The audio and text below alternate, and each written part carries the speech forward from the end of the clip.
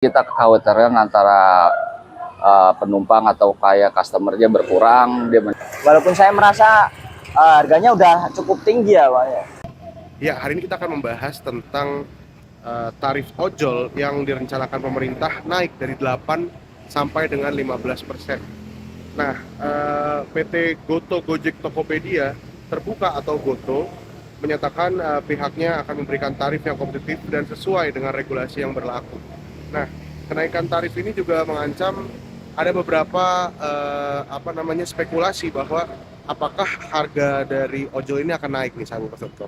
Yang pertama, kita akan tanya kepada para ojol terkait tanggapan mereka soal wacana ini. Apakah mereka setuju atau tidak? Padahal kan kemarin ada beberapa potongan-potongan yang berlaku ya, dan itu jumlahnya cukup besar, antara 10-20% potongan. Apakah kenaikan tarif ini akan memudahkan mereka untuk melihat situasi ya, bagaimana potongan-potongan ini bisa adil gitu bagi para driver. Udah dengar belum Pak soal kenaikan tarif ojol yang katanya dari 8 jadi 15%? Kalau informasi dari berita 8-25% saya udah pernah bacalah di berita online itu, medsos lah. Khawatiran nggak sih Pak? Ya paling kita kekhawatiran antara penumpang atau kayak customernya berkurang, dia nyari promo-promo dari kompetitor kita yang lainnya, beberapa aplikator lainnya gitu. 15% itu maksudnya?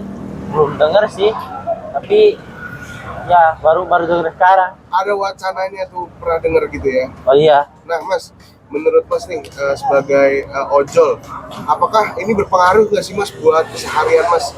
Misal harga potongannya jadi nambah, terus Masnya juga jadi agak susah mungkin peminatnya nantinya, atau gimana Mas?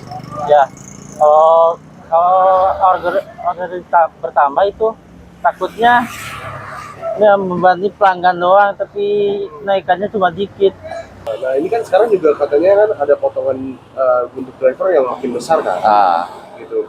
Dan kita belum tahu nih nanti ada potongan lagi yang dimainin kah, itu Bapak khawatir juga nggak sih? Ya kayak sekarang yang ada di jalan kan potongan tambahan dari customer dipotong dikenakan biaya aplikasi 1.000 per transaksi per pemesanan. Nah, kalau dari kita sih pengennya jangan 20% potongan untuk aplikatornya, pengennya 10% lah atau bahkan 5% di bawahnya. Ya lumayan, kasihan juga kan, customer juga kan udah dipotong kena charge dari penggunaan aplikasinya gitu, pelayanan aplikasi lah gitu. Potongannya itu 20% dari Hasilnya itu. iya. Nah, kalau misalnya naik lagi dan makin sedikit pelanggan, itu bisa terjadi nggak sih Mas? Kemungkinan besar terjadi sih. Nah, itu yang ditakutin sama Mas? Iya, yang ditakutin.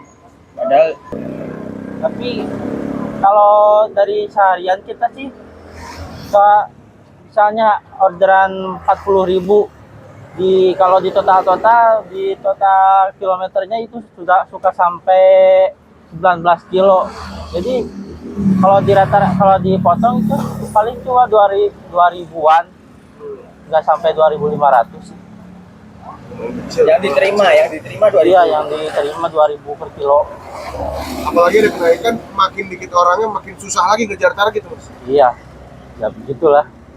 Nah ini mengundang juga Pak untuk masyarakat jadi bisa milih ke moda transportasi lain. Apakah itu takut nggak sih Pak nanti makin sepi, makin kurang gitu pendapatan? Makin sepi udah pasti, mereka kan aplikator perang tarif lah, perang diskon, perang promonya dia, kayak promo hari ini, hari Senin, terus zona-zona aja juga kan, zona ramenya, waktu-waktunya pagi atau sore pulang kerja, berangkat kerjanya kayak gitu aja. Ngerinya ya pastilah berkurang lah customer pasti berusaha. Sekarang aja misalnya yang tarif masih normal, belum ada penerapan kemarin juga udah sepi customer. Sehari satu atau dua penumpang aja. Wah, jadi seringnya bawa food. Nah ini kan food juga kemungkinan bisa naik juga tarif. Bisa, udah otomatis ke situ. Udah otomatis ke situ. Terus ada paket-paket istilahnya. Saya juga, kalau saya sih nggak ikutin paket itulah, main food itu. Apa mungkin kebijakan ini dikaji lagi atau gimana? Ya kalau dari teman-teman semua, banyak kan masukannya ya yang tarif potongan 20% itu pastinya dikurangi, jangan 20%. Terus penumpang juga jangan dikasih biaya aplikasi. Ya. Nah apalagi kenaikan lagi nih. Nah tambah kenaikan lagi kan.